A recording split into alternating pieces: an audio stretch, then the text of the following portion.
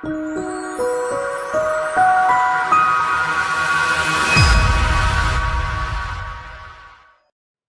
I am Amanda. I'm going to go over your statement of work, which is more commonly known as your SOW.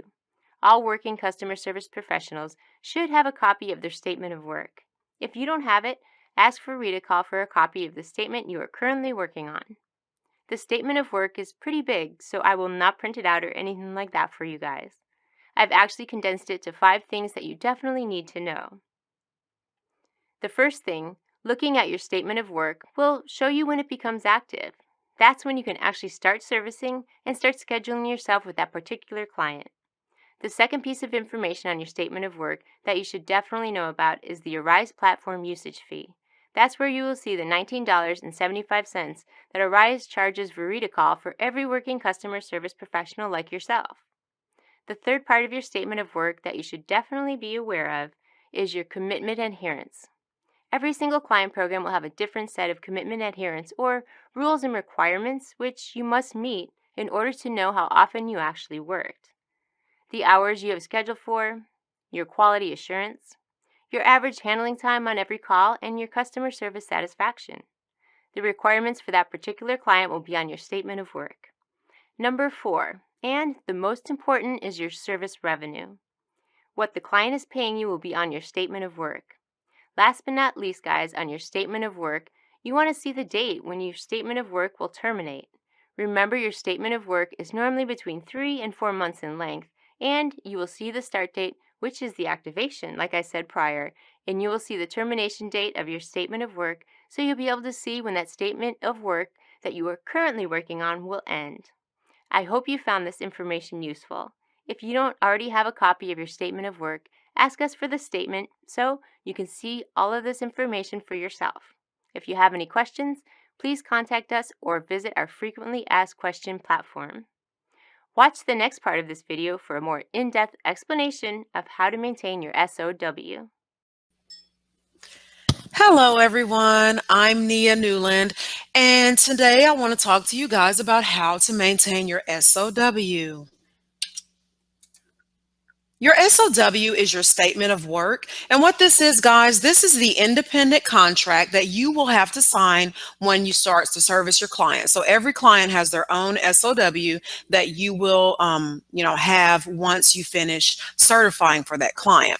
This contract will have the amount of pay you will be receiving for servicing your hours, and it'll also have all of your clients' expectations. So please, guys, make sure that you do read your SOW to its entirety. That way you will not breach it, okay? Because if you breach your SOW, it can be canceled and you will not be able to service. The first thing we'll talk about is priority commitment. And what this is the specific hours that you're required to work under your SOW. Every client does have a different priority commitment. For example, some clients may ask you to work a minimum of 15 hours per week, while others require you to work a minimum of 10. Either way it goes, if you work anything less than your minimum amount, you can breach your contract, and so your SOW will be voided. The SOW does consist of several things. It consists of your call metrics, your commitment adherence, your service level requirements, and your service revenue. I will be going over each thing with you. The first thing we'll talk about is the call metrics and the commitment adherence. Your call metrics has to do with your commitment adherence and your interval service. So guys, this basically means that whatever hours you commit yourself to work or schedule yourself to work, that is your call metrics, okay? So just the hours that you're working that you scheduled yourself to work. Now your commitment adherence, that is the percentage of time that you actually work during your schedule. For example, if you select to work from like 8 o'clock in the morning to 12 in the afternoon and you log in on time and you complete the whole shift, of course you're going to be at 100%. But if you log in late and you don't complete your whole shift, then your commitment adherence will be determined by how much you miss. And when you do miss those, they are called no-show. We'll talk about that a little later. Please, guys, I know that things do happen that will make you late or make you even have to leave early. Please try to maintain 95% or greater so that you can keep your SOW. Your service level requirements consist of 6 different things. Your service level requirements consist of your ACDN time, your average handling time, which is your AHT, your ACW, which is your after call work, your customer service scores, your quality, which is also called QA, and your no-show time, which is the time that you do not work. Okay, so your ACDN time, your AHT, your ACW, your customer service scores, your QA, and your no-show. All these things are created and combined together to create your service level requirements, and I will go over each of them with you. So let's talk about your average handling time, okay? Because your average handling time is going to be combined of most of the things that we just discussed. So let's start off with the AHT. The AHT is the length of time you are on a call, and this is comprised of your ACD, your hold time, your ACW, your no-show, and your customer service. So all these things on this page create your average handling time. Okay, so your ACD, what that is the time that you spend talking to the customer once you answer the phone. So as soon as you say, thank you for calling so-and-so, so-and-so, this is so-and-so speaking, that is when you will automatically start being deducted for your time, or counted, shall I say, for your time. Your hold time is the time that will be counted once you press the hold button until you release it. And so you do want to take that into consideration as well. Your ACW, this is actually the mode that you go into and the time that you spend when preparing to take the next call, or it's preparing to take your first call, or finishing up any notes or anything like that. No-show is the time that you fail to service for the scheduled hours that you have created for yourself. So guys, please try your best not to be a no-show so that you don't have to miss any time, because it does really count against you. And being that you do create your own schedule, there's really not a lot of reason you should be no-show. But like I said, we do understand things do happen that may prevent you to be a little late sometimes, or to have to leave early. So just try to make sure you're keeping that 95%. Your customer service scores, now they are the scores that you get on each call when being monitored. Your quality, which is your QA, is going to be compromised of this score.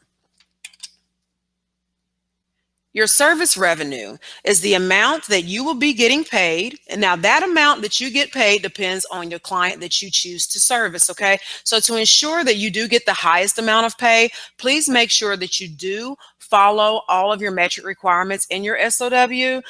Also, in order for you to make sure that you are doing everything in your SOW and that everything is going well so you can get the highest amount of pay, you will need to do things like meet with your PF, which is your personal facilitator, and also go to group huddles. Those things are very important. A personal facilitator, PF, is someone that is assigned to you to help you meet the quality performance that your client demands. So what they do is they're going to monitor your calls or your chats. They're going to listen to you. They're going to make sure you got a quiet background. You don't have kids running around. You're not listening to loud music or playing spades or whatever the case may be. They're also going to check to see how you handle the customer, how quick you're able to navigate through the systems and the programs, if you're using your resources correctly. They will be checking all these things. And once they do check for these things and they do monitor you, they will provide you feedback. And the feedback is used not to hurt you or be rude to you, but to actually help you grow and allow you to obtain the knowledge that you need for success. Okay, so the PFs do meet with their CSPs on a weekly, monthly, or as needed basis, depending on that personal facilitator and the job that the CSP does for the client. So if you're doing real good with your client, then your personal facilitator may hardly ever meet with you, but maybe once a month or once every other month or whatever they feel like they need to meet you. Okay, so this is a great opportunity, guys, when meeting with the PF, because they will help you to be able to provide the quality of service that you need to provide to receive that highest pay. So if you have something that pays like $10 to $18 an hour and you're trying to reach that $18 an hour maximum, it is good to listen to the PF's feedback and ask the PF questions so you can ensure you're doing your best to get the highest amount of pay that they have to offer. You will also have group huddles, just like any other meeting. If you worked a regular job, whether it be customer service, factory work, McDonald's, whatever, every company has a group meeting, a meeting that everybody has to go to. Some are mandatory, some are not.